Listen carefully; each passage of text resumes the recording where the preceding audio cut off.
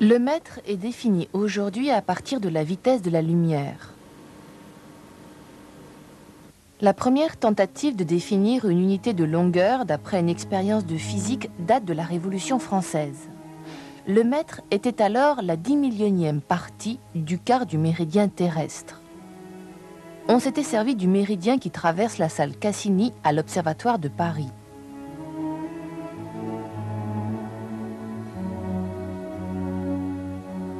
Jean-Pierre Verdet, astronome. Unifier les unités de mesure est un vieux rêve monarchique qui remonte à François Ier. C'est François Ier qui a demandé en 1540 qu'on unifie au moins l'unité de longueur. C'était une exigence des marchands, en particulier des marchands de draps, par exemple. Bon. Ça n'a été suivi d'aucun effet.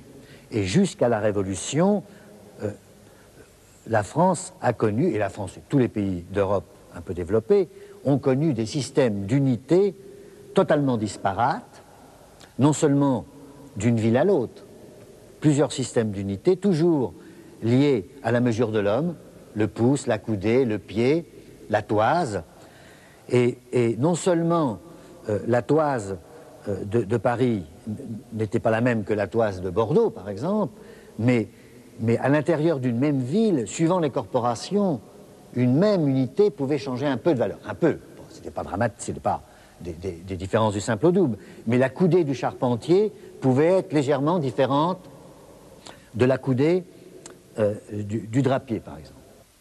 Il y a une deuxième classe sociale, deuxième couche sociale, qui demandait une unification des mesures, c'était les scientifiques. C'était la catégorie, donc, des scientifiques. Alors, eux avaient la même motivation que les marchands, à savoir l'unification pour parler un langage commun entre savants, mais ils avaient une deuxième exigence, peut-être plus importante. Ils auraient aimé que l'unité de mesure, de longueur, ne soit pas rattachée à un élément, à un étalon matériel. Alors, de façon assez paradoxale, ce rêve monarchique d'unité a été réalisé finalement, non seulement par la Révolution, mais en pleine tourmente révolutionnaire.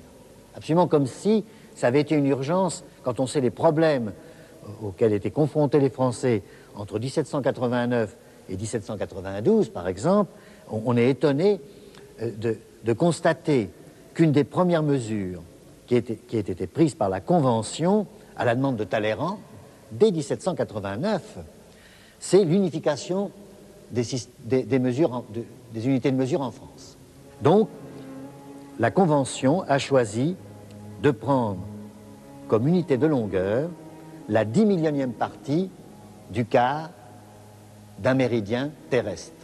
Donc, dès 1791, Delambre et Méchain sont partis à travers la France pour faire cette mesure.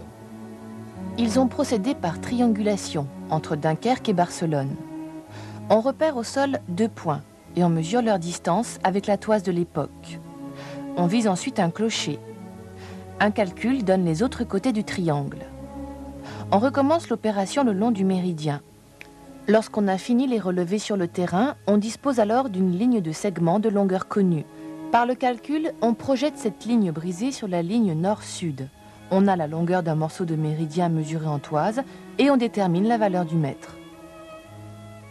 Alors finalement, on est arrivé à quoi? On est arrivé à satisfaire une des deux exigences, à savoir qu'il n'y avait plus qu'une unité de longueur en France, le mètre tel qu'il avait été défini par la mesure d'un arc de méridien. Mais il faut bien finalement réaliser un étalon matériel. Les gens ont besoin d'étalons matériels pour faire leurs mesures. Et on s'est vite rendu compte qu'on ne pouvait pas sans cesse remesurer le méridien de Paris. Donc on était quand même revenu au problème de la fragilité des étalons matériels. Un étalon matériel peut disparaître et de toute façon il se détériore.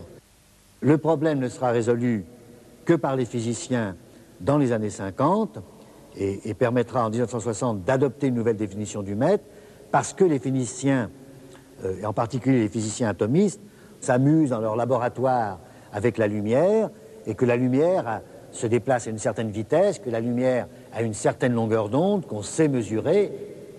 Donc, on a décidé de faire une mesure de la lumière la plus précise possible à partir de ces expériences de physique, de faire de la lumière une constante de la physique. On ne touche plus à la vitesse de la lumière, c'est devenu une constante de la physique, et puis de définir la mètre comme la longueur parcourue par la lumière en une certaine fraction de seconde, ce qui relie l'unité de mesure à l'unité de temps.